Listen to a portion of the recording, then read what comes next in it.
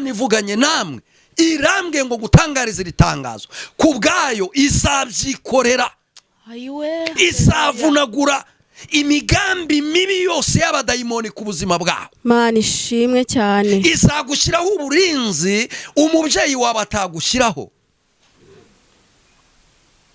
Izagendana nawe ahataringaniye haringanije. Imana muri we, ariko uguma muri we, amagambo y'Imana akaba muri we, azasaba icyo ashaka cyose azagihabwa mu izina rya Yesu. Niyo kugira ngo mwana wawe humura, tuza, wikuka umutima, witerwa ubwoba n'ingabo n'umwami wa Ashuri. Ibyo byose ntacyo bivuze, bari mu mubiri, ariko ingabo zikurwanirira ziri mu mwuka kandi ntizibonwa. Kubwanjye nzabyikorera n'Uwiteka Imana. Wa mubyeyi we nzakubohora, wa mugabo we nzakubohora, wa musore we nzakubohora, wa murwayi we nzagukiza. Iyo ni Imana irimo iravugana nawe ikubwira ngo ku bwayo izabyikorera. Umunezero n'umubabaro byose abinzanira amahoro.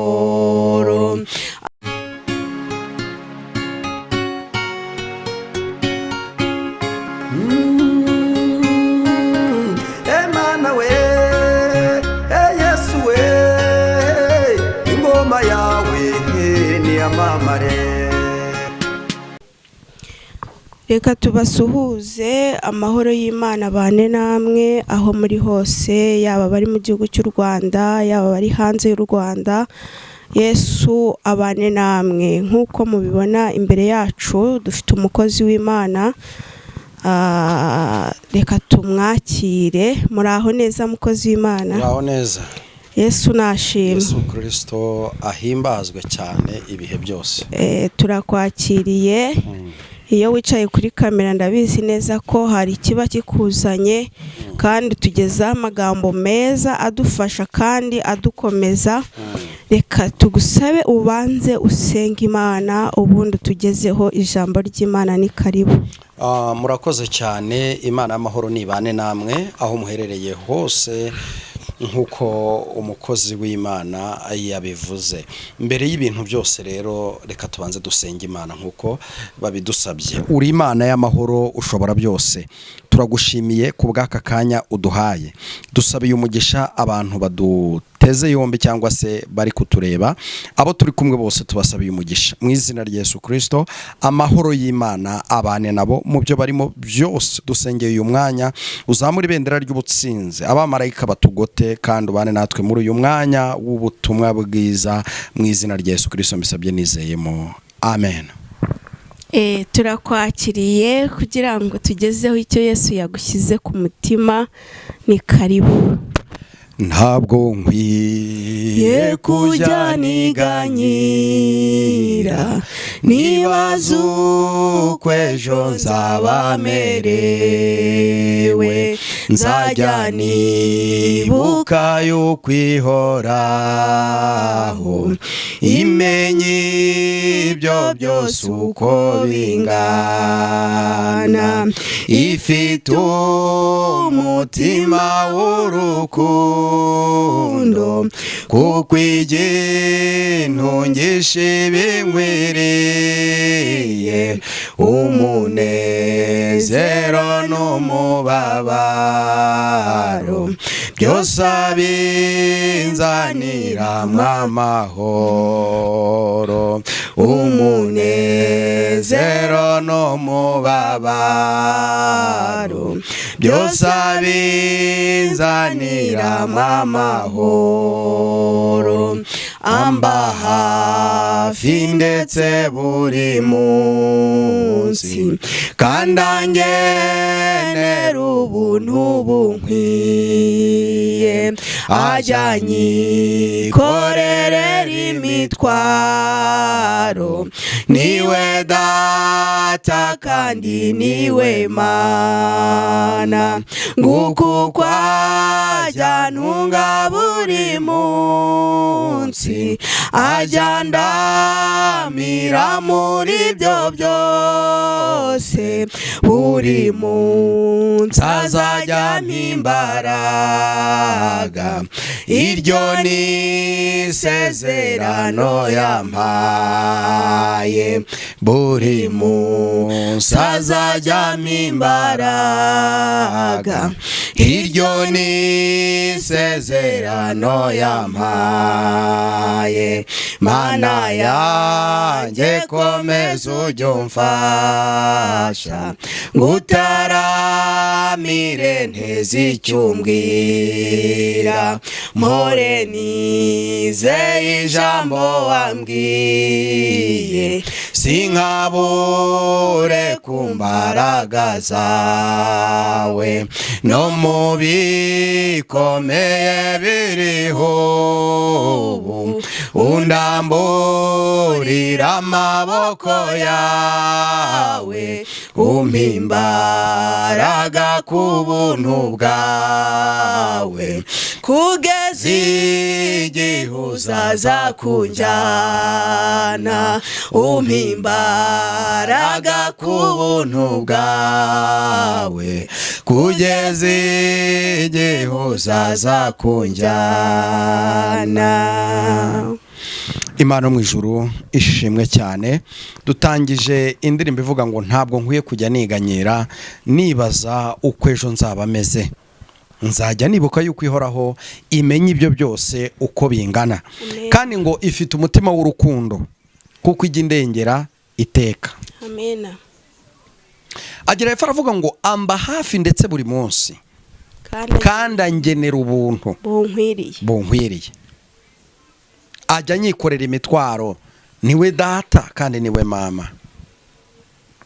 Imana ishimwe cyane. Amena. Haleluya. Amena. Ushobora kuba warudukurikiye utekereza ko atakuri hafi. Nzanye message ivuga ngo Imana iri hafi yawe. Amena. Imana iri hafi yawe. Amba hafi kandi ndetse buri munsi. Ngo kandi angenera ubuntu bunkwiriye. Ajya nyikorera imitwaro, niwe data kandi niwe mama. Amena. Uko ni kwa ntunga buri munsi. Nawe ushobora kuba hari igihe kigera ukibwira ko Imana yagutaye. Sinzabata sinzabahemukira. Uwo ni Yesu wavuze iryo jambo. Ntabwo izaduta, ntabwo azaduta na rimwe, oya ntazaduhemukira. Ibyo waba urimo byose, njya nkuna kuvuga ngo nubwo waba uri mu ngorane zimeze gute, ntabwo ibyo ngibyo byatuma Imana iguta. Kuko kuba uri mu ngorane ubwabyo, kuba uri mu bibazo ubwabyo, ntabwo ari cyo kikubwira ko utari kumwe n'Imana. Ahubwo ikikubwira ko uri kumwe n'Imana ni ukuba muri bya bintu ntibiguhitane. Imana ishimwe.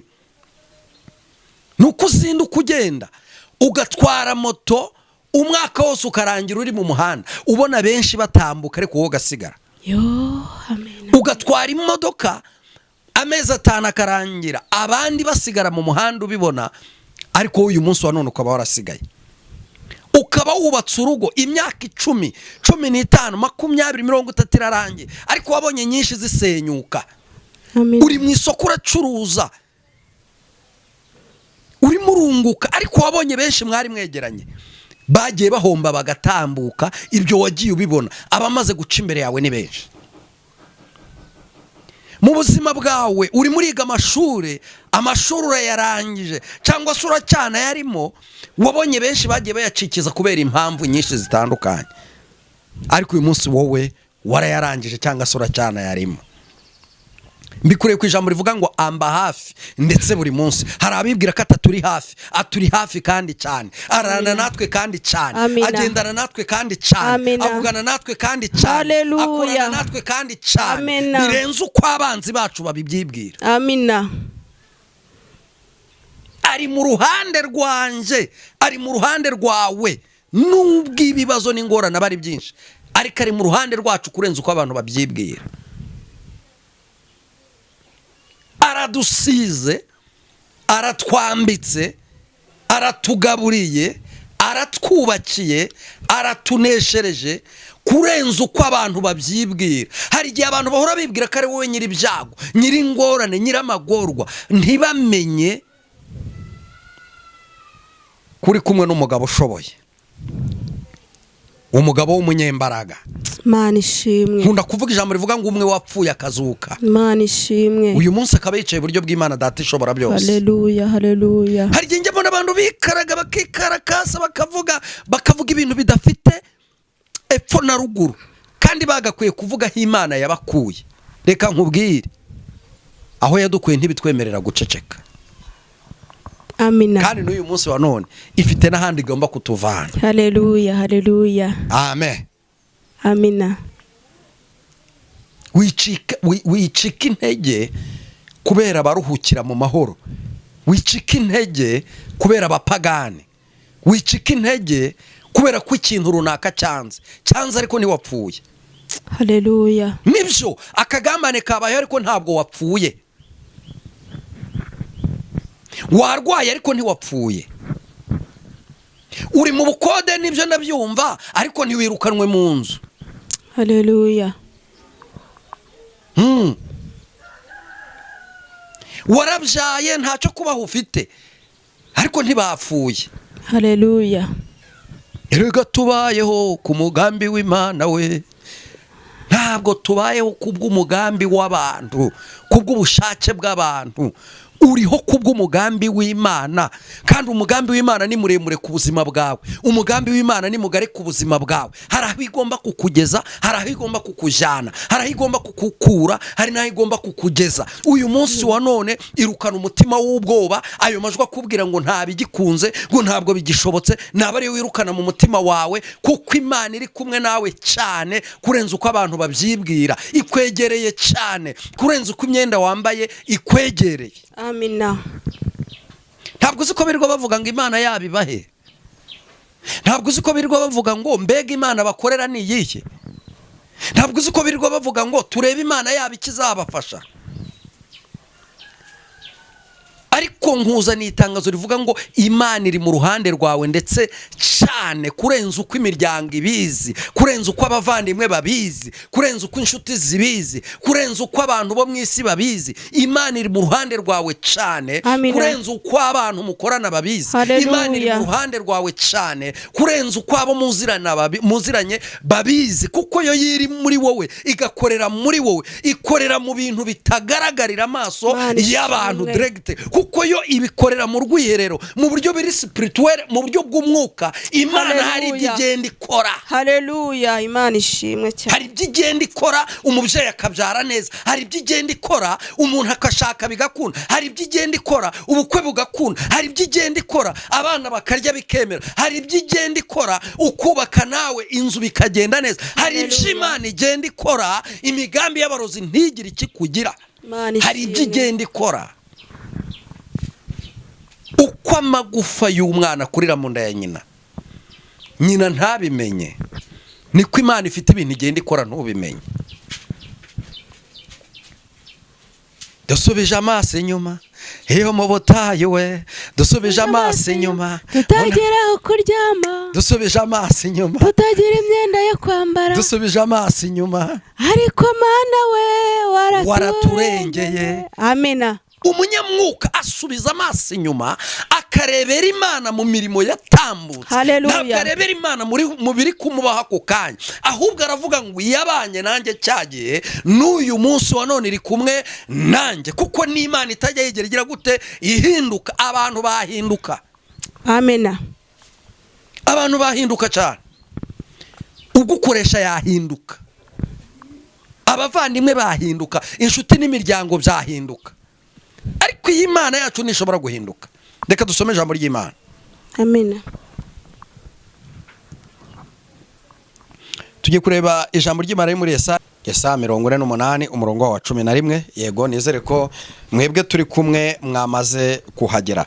Reka dusome mu izina rya Yesu Kristo. Amina.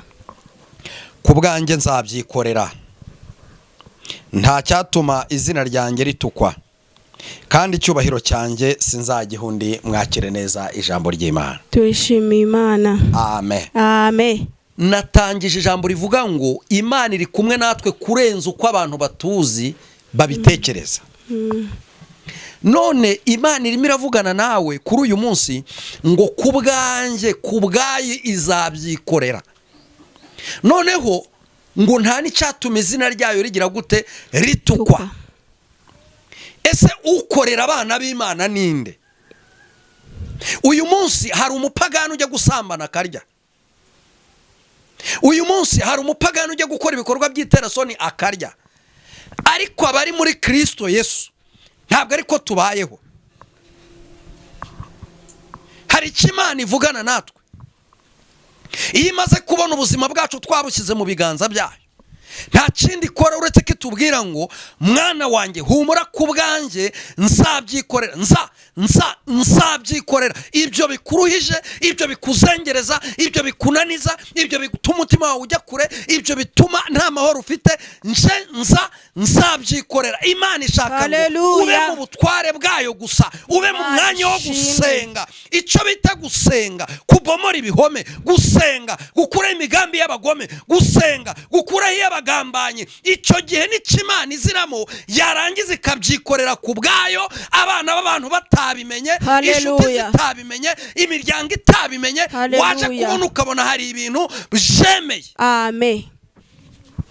Ku bwanjye nzabyikorera, nta cyatuma izina ryanjye ritukwa. Ntabwo izina ry'Imana rizatukwa kubera abantu biyeguriye Imana. Ntabwo izina ry'Imana rizatukwa kubera abantu bari mu kuri no mu mwuka, ahubwo rizatukwa kubwo abantu batakaje Imana muri bo. Ariko uguma muri we, amagambo y'Imana akaba muri we, azasaba icyo ashaka cyose azagihabwa mu izina rya Yesu. Niyo ndi kugira ngo mwana wawe humura, tuza, wikuka umutima, witerwa ubwoba n'ingabo n'umwami wa Ashuri. Ibyo byose ntacyo bivuze, bari mu mubiri, ariko ingabo zikurwanirira ziri mu mwuka kandi ntizibonwa. Kubwanjye nzabyikorera n'Uwiteka Imana. Wa mubyeyi we nzakubohora, wa mugabo we nzakubohora, wa musore we nzakubohora, wa murwayi we nzagukiza. Iyo ni Imana irimo iravugana nawe ikubwira ngo ku bwayo izabyikorera.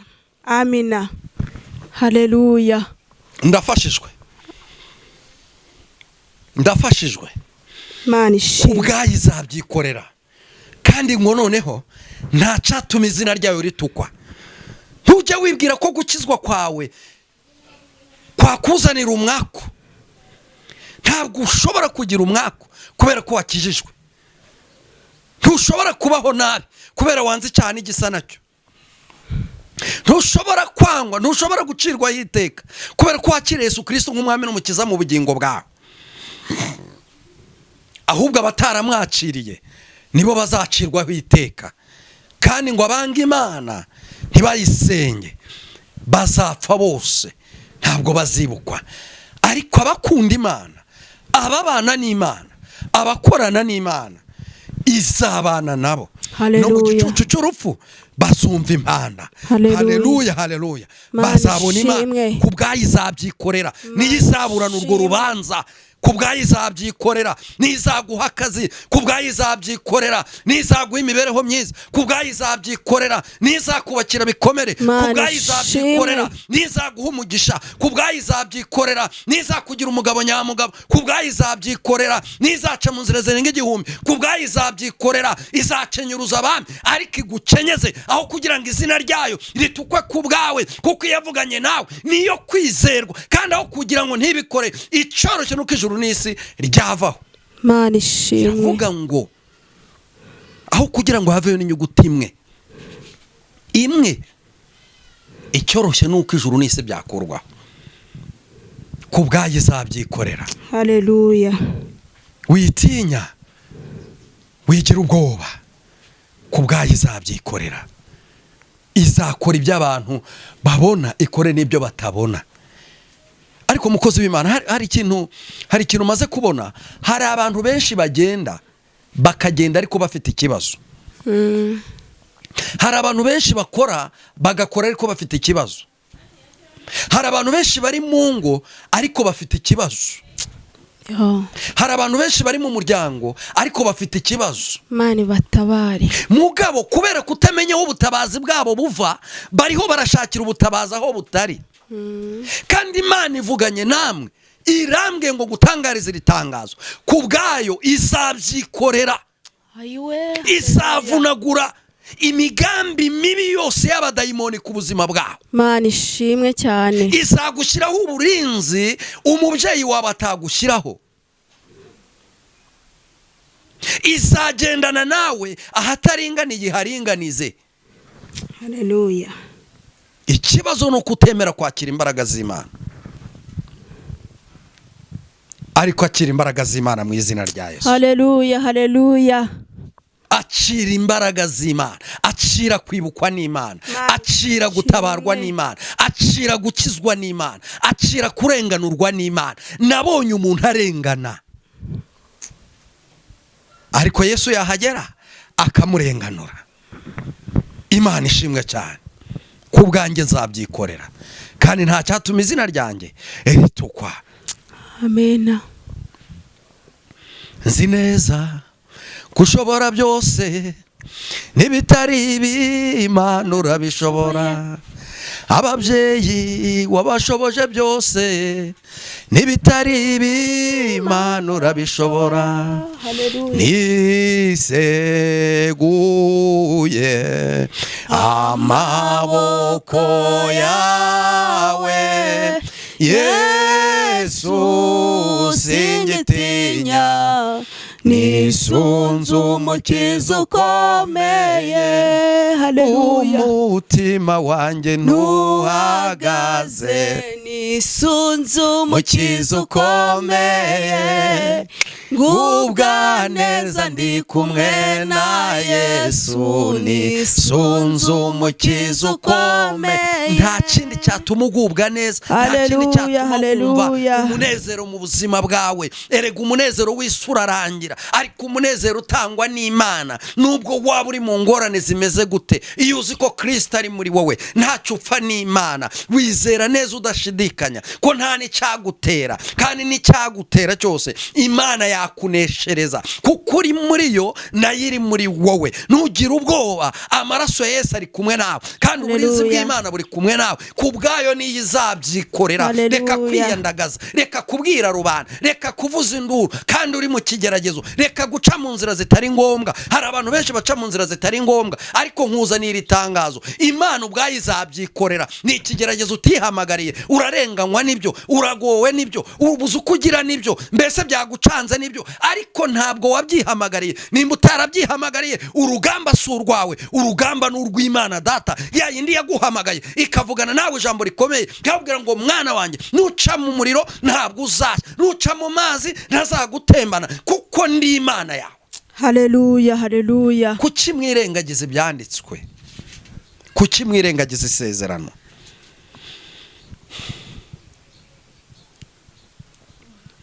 Imana ibane namwe, umugisha w'Imana ubane namwe.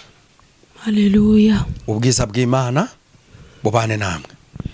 Ushize ubwo duherukana, natambukije message y'abantu bakora muri gihugu muri Oman, abantu bari mu abira bihugu by'Abarabu, b'Abanyarwanda n'Abarundi bagiye gukorayo.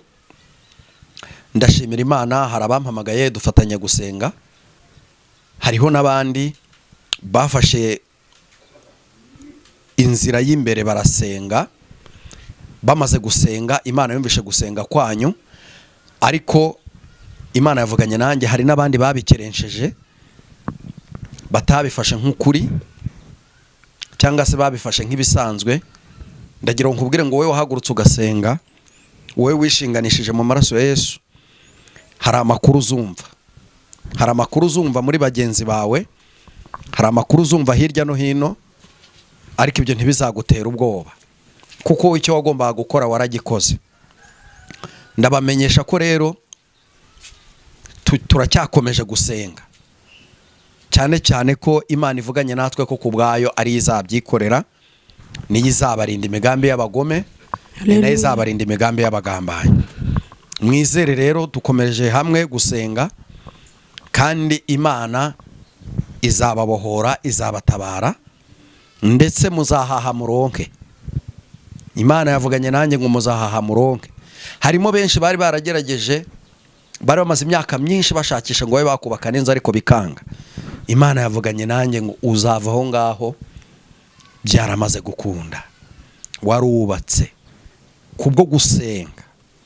Harimo n'abandi bambwiye ko bafite ikibazo cy'uburwayi, nabo ndabatangariza ko mu ijuru hari Imana ikiza.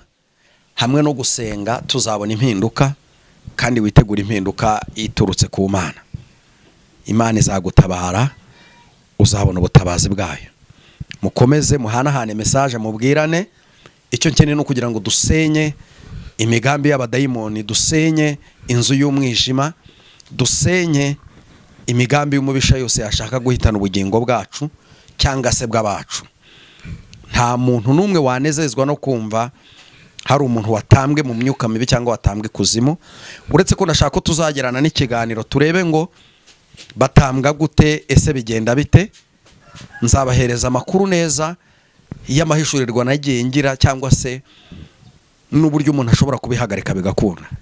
Ariko twari turi mu ijambo, nihangane, nari mvuye mu ijambo gatoya kubera iyo message. Turi mu ijambo rivuga ngo ku bwanjye nzabyikorera, kandi nta cyatuma izina ryanjye ritukwa. Ni iki gituma Imana ikora? Nuko tuyitabaza.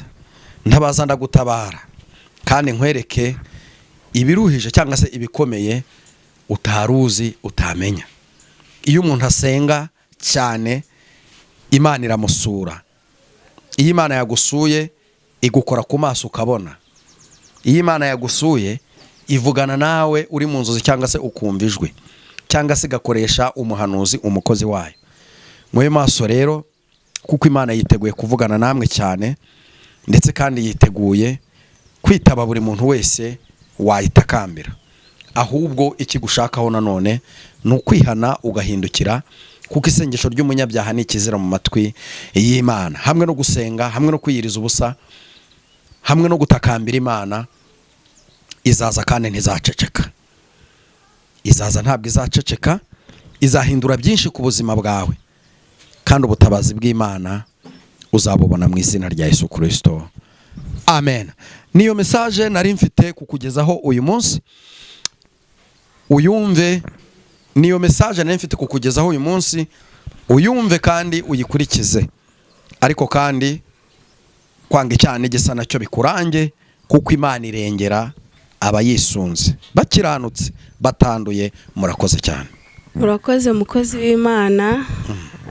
Hari abakwifuza kuvugana namwe, ndumva mwatambutsa nomero zanyu kugira ngo nibabakenera bazabavugishe. Urakoze cyane. Nimero yanjye ya telefone ni 0723 02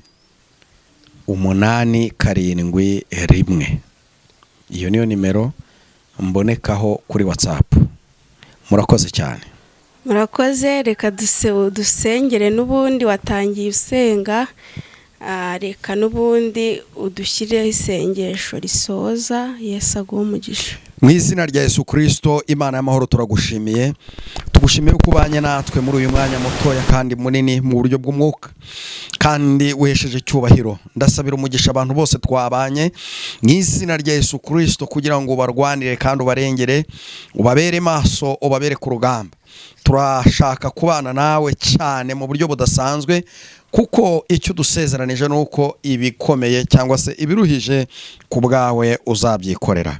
Gahohereza umugisha abari badukurikiyeho bari hose, kandi nanjye ungirire neza, unyamika imbaraga, ubane nanjye mu buryo budasanzwe kurenza ikindi gihe cyose wabanye nanjye. Bisabye neza mu izina rya Yesu Kristo. Amen. Murakoze. Mwe twari turi kumwe. Amahoro y'Imana bane namwe. Mukomeze mushyikirishe n'Imana Irahari TV. Mukora subscribe, share ndetse na comment. Yesu azabaha umugisha. Shalom.